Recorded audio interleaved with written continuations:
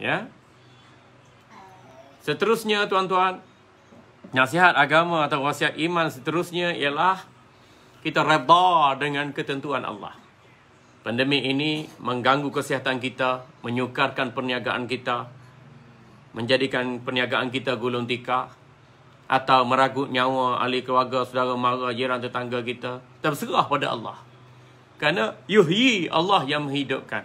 Ayumit, Allah yang mematikan. Wa huwa ala kulli syai'in qadir. Dan Allah maha berkuasa atas tiap segala sesuatu. Apa yang berlaku ini sebab musabab je. Datang Covid. Orang tak boleh niaga.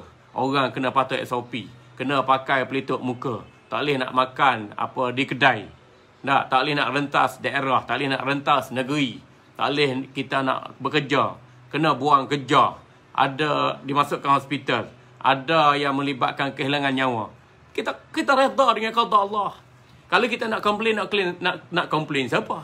Kita nak claim suami? Boleh. Nak claim isteri? Boleh. Nak claim dengan kerajaan? Boleh. Tapi takkanlah kita nak menyalahkan ketentuan Allah ke atas kita. Ni nak kena kita fikir dan sedar. Bahawa apa jua yang berlaku sekalipun orang kata ada teori konspirasi Yahudi. Ada Yahudi jual vaksin. Ada Yahudi nak bunuh kita. Tak apa, kita serah pada Allah lah. Kita serah pada Allah. Ialah pemahaman ada, ilmu ada, usaha ada, ikhtiar ada. Untuk mengatasi pandemik. Untuk mencegah diri daripada penyakit. Untuk merawat daripada kesakitan yang kita alami. Akhir sekali kita serah pada Allah. Kita terima bahawa tiap-tiap melaku itu berada di bawah kerajaan Allah. Innama amruhu iza arada syai'an. Ayakula lahu kun fayakun. Kita sentiasa baca ayat ni. Kami mana jemaah, pagi jemaah, petang jemaah kita baca. Innama amruhu, hanya sanya. Perintah Allah itu. Iza arada syai'a, bila Allah menghendaki satu perintah Allah itu berlaku. Satu kehendak Allah itu berlaku. An yakula lahu kun fayakun, lalu difirmankan, jadilah kamu, maka jadilah sesuatu itu dengan perintahnya. Jadi apa kita nak khawatir, nak bimbang sangat? Kita kata, kalau Allah takdirkan kita kena penyakit, maka kita berubat. Bila kita berubat, tewas dengan penyakit berkenaan, kita mati syahid. Betul, orang yang mati dengan penyakit ni mati syahid. Syahid dunia pun tak apa, syahid juga daripada mati katak tu, daripada mati ayam kena langgar motorkar tu, kan? Mati mati seperti binatang atau mati seperti najis mughalazah. Kan lebih baik daripada kita ni mati su'ul khatimah. Lebih baik kita mati ketika berjihad melawan penyakit. Dan orang Islam berjihad melawan penyakit dikira mati syahid. Sebab dia mati dalam keadaan beriman. Dia mati dalam keadaan beramal soleh.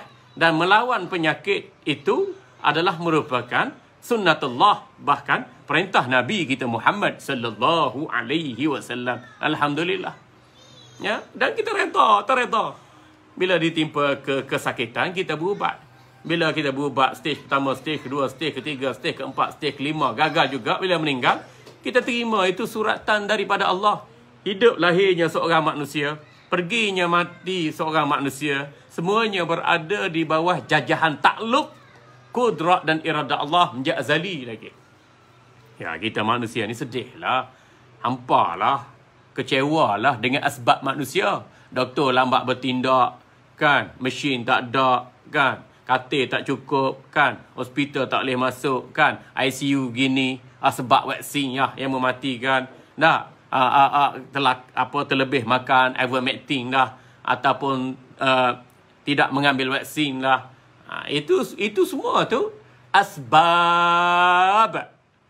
Itu semua sebab-sebab pada kenampakan manusia. Tetapi sebenarnya hidup kita, mati kita telah ditentukan oleh Allah semenjak azali. Jadi jangan jadi takut kita orang Islam ni. Pandemik yang ada kita urus dengan sebaiknya. Kita jangan campak diri dengan kebinasaan. Kita elakkan penyakit. Tapi bila penyakit datang, kita usaha ikhtiar untuk berubat. Kalau kita gagal usaha untuk berubat, kita meninggal pun dalam keadaan melawan penyakit, selagi ada iman dan amal saleh dalam diri kita, insya-Allah kita diketerika mati syahid. Walaupun syahid dunia pun tak apa, tapi ia sudah dikira terangkum dalam husnul khatimah. Ya? Alhamdulillah.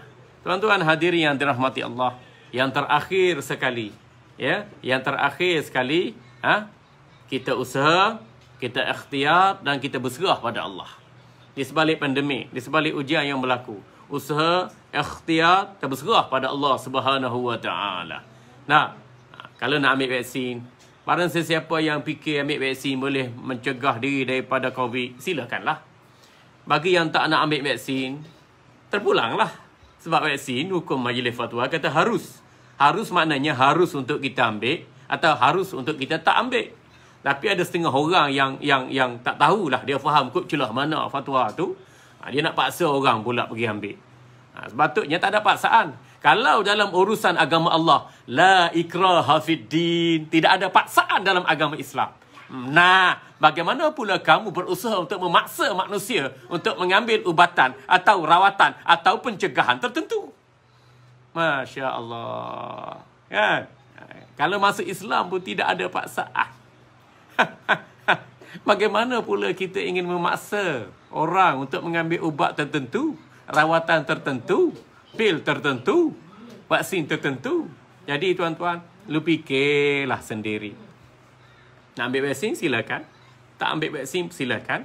Kalau kita ada alternatif rawatan Islam yang lain, boleh mencegah penyakit, boleh merawat penyakit. Seperti kita kata makan madu ke, habbatus sauda ke, cengkeh ke, pati lemon ke, minum air penawar ke, minum air zam-zam ke, atau beberapa teknik perawatan atau perubatan Islam yang lain, silakan.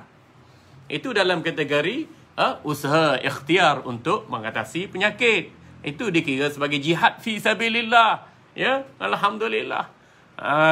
Begitu tuan-tuan, ya.